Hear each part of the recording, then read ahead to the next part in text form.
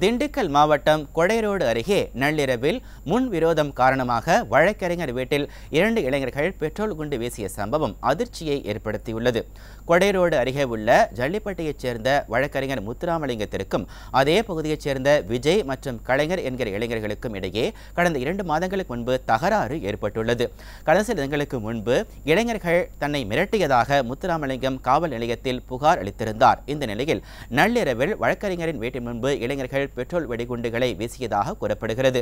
இதையடுத்து வழக்கறிஞர் வெளியே வந்து பார்த்தபோது இளைஞர்கள் 2 பேர் இருசக்கர வாகனத்தில் தப்பிச் சென்றுள்ளனர்.